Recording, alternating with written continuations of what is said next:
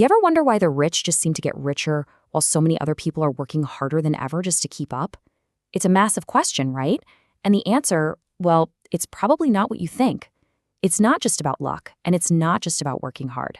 It's about understanding a system. So let's get into it. We're all told the same thing. Just work harder and you'll get ahead. But as this quote points out so perfectly, if that was the whole story, the richest people in the world would be construction workers, right? Hard work is absolutely essential, but it's only one piece of a much, much bigger puzzle. So what's the real reason then? Well, it all comes down to a system that the wealthy understand, and more importantly, use. A system that most of us were just never taught in school. It's about a fundamental shift from just working for your money to having your money start working for you. And that whole idea starts right here, at this fork in the road. This is the first, and you could argue the most important concept we need to get our heads around. The huge difference between focusing on assets versus focusing on income. This right here lays it all out. On the left, you've got what most of us do. It's the hamster wheel, right? You trade your time, your hours, for a paycheck. It's the path we're all encouraged to take. But on the right, that's a completely different strategy. It's about owning things, assets, that generate money all by themselves. And here's the secret sauce, if you will. The whole financial system is set up to reward the people on the right, the owners, way more than the people on the left. All right, so let's break that down. What exactly is an asset? Think of it like this. An asset is something you own that works for you. It puts money into your pocket, whether you're sitting at your desk, on vacation, or even fast asleep. It's like having your own little money-making machine. And these things, these assets, they come in all sorts of flavors, right? We're talking about things like stocks that pay you a piece of the profits, a business that runs even when you're not there, a rental property that brings in cash every single month, or even the rights to a song or a book you created. These are the real tools for building wealth that lasts. Okay, so you're starting to get some assets. Great. But this is where the real magic happens. This brings us to the second key principle, what I like to call the growth engine. Think of it like a tiny snowball at the top of a very long hill. This is where wealth building really goes into overdrive. See, the wealthy know this one crucial rule. You don't just spend the profits your assets make, you put them back to work. Just take a look at these numbers. That first $1,000, it more than doubles in 10 years. Not bad.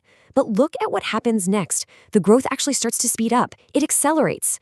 In the next 10 years, it grows by almost $4,000. And in the last 10 years, it jumps by over $10,000. That is the incredible, mind-bending power of compounding. Your money isn't just working anymore. It's going out and hiring more money to come work with it. Right, so if this stuff is so powerful, buying assets, compounding, why isn't everyone doing it? Good question. And that brings us to the third piece of this puzzle, a massive knowledge gap. I mean, think back to school. What did they teach you? They taught you how to be a good employee, how to get a good job, how to climb that corporate ladder. But did you ever have a class on how to invest or how to actually build wealth? And look, that's not by accident. It's a huge gap in our education that puts most of us on the back foot from day one. This stuff, this is the real playbook, the keys to the kingdom. Understanding how investing works, how to use tax strategy to your advantage, the critical difference between good debt and bad debt, and the all-important idea of cash flow. The wealthy pass this knowledge down from one generation to the next, while most people are kind of left trying to figure it out on their own.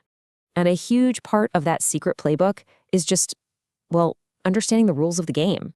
Let's talk about our fourth principle, the tax advantage. The tax code isn't just a bunch of rules to follow. It's basically a roadmap with a bunch of incentives. And guess who they're written for? Owners and investors. This slide just shows the difference so clearly. For most people, the employee path, it goes like this. You earn money, the government immediately takes its taxes, and then you get to spend whatever is left over. But for an investor or a business owner, the whole thing is flipped on its head. It's earn money, then spend or invest it on business expenses, and then you pay tax on whatever is left. That is a game-changing difference because it means they can legally lower the amount of money they get taxed on in ways an employee just can't. All right, this leads us to the final piece, and honestly, it might be the most powerful tool in the entire playbook, leverage. Leverage. What is it? Super simple. It's using other people's money, OPM, to buy assets that make you money. Most of us are taught that debt is scary, that it's a bad thing.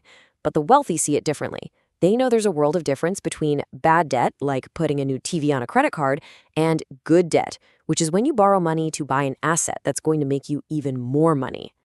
Okay, real estate is the absolute classic example of this. Let's walk through it.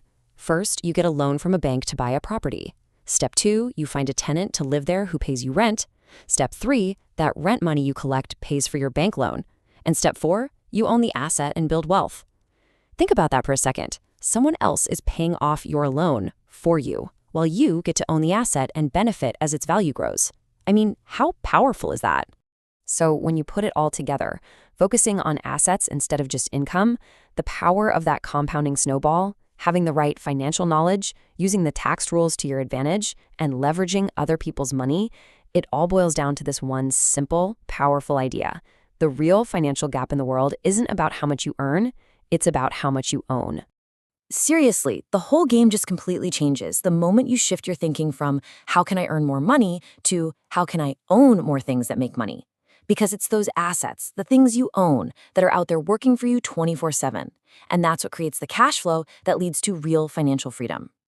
So there you have it. You know the system now. You've seen the playbook. And that's the most important first step. The next one, well, that's up to you. It's not about making one giant leap. It's just about taking that first small, deliberate step away from only earning and onto the path of owning. So the real question is, what's your first step going to be?